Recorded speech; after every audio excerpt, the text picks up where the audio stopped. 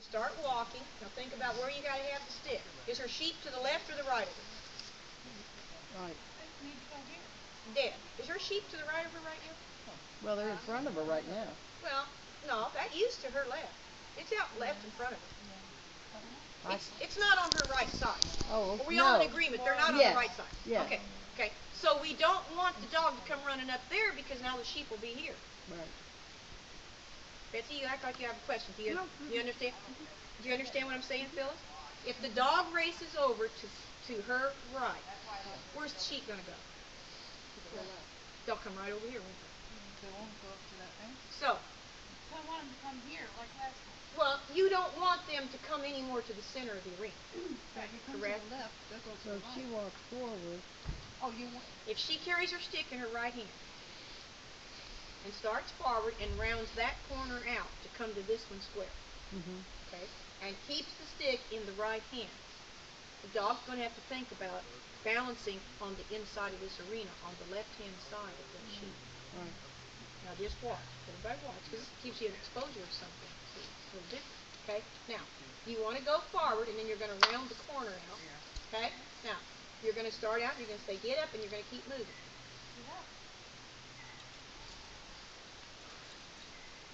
Where's how much stick's in front of you? Put it out to your right side more. To your right side more. Okay? It wasn't enough for that dog, was it? See how the dog raced over there? It had a plan. It knew where it wanted to be. It wanted to be over there. Because you don't have to hold anything over there. Right. Correct? Now, you want to come to the corner. Now stand there. Now bump the stick on your right.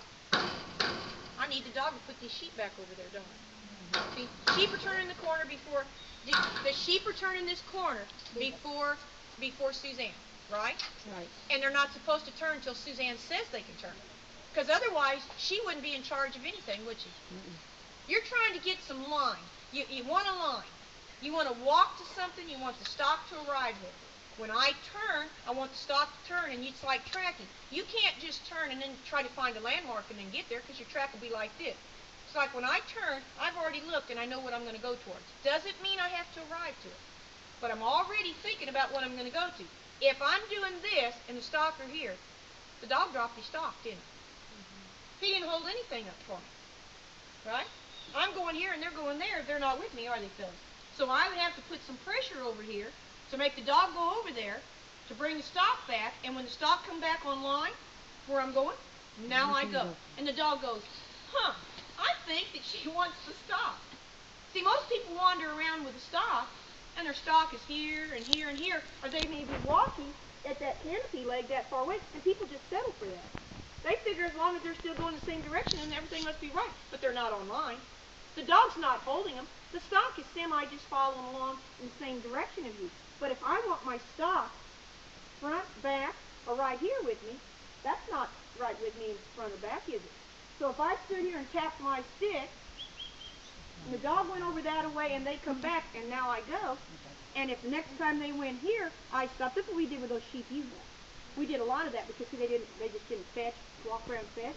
So the handlers would step through. Now they knew they were going to go there because those sheep don't know they're supposed to walk with you. You tap their stick here, the dog runs over there. I was just waiting to see how long she said, okay, now the dog got quiet. But we don't have the problem solved because we're in the next part. I'm trying to get them to understand, though, she can designate where she wants that dog by where she puts some pressure. And I'm not going anywhere until I get it the way I want. Now the dog, that's serious training. And Suzanne, you're too close to the fence.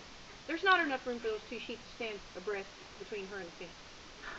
If she squashes herself up to the fence, the dog's going to start getting more. That was part of the problem of the cranks, because the dog's holding them to the fence.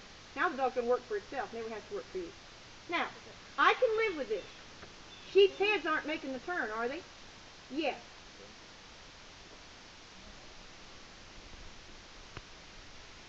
Put your pipe in your right hand and throw it down the fence behind you. I don't want the dog on the fence. Why do you think the yearling keeps coming off the fence? Because the dog's tucking itself on the fence, isn't it? Now watch. Now, you think these sheep are going to keep coming that way now? The dog's in their path, isn't it? Now, pull your stick in, make your turn to walk to the next corner. Tell them to get up. Because I told you, when the dog goes up here and says, they're your sheep, she'll tell you to get up, the dog comes back to balance, and he's going to think about where she's going. Now, your stick should be on your right. Because, see, she had it tucked in front of her, so Katie couldn't see it as she's walking to think about Katie needs to walk here and not here. So if my stick was here, Katie would get opposite of the stick. Are you with me, Cleo? I want the dog to walk away from that stick. It shouldn't walk into the stick because it'll bump it.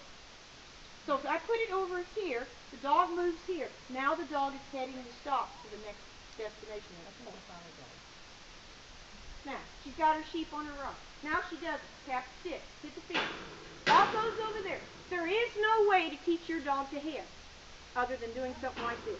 You can flank him, but you'll flank him till the day he dies. He'll never learn to read stop and work the head. Will he, Deb? But you can put him in a box stall and work him to every corner and make a straight, and they hold those sheep, and then I turn, he says, I need to get up here, because to run our trials, you have to work the eye of the stall. You can't follow the heel. And even though these are school sheep, they've already proved it to you, haven't they? They are not going to just stay there, are they, Phyllis?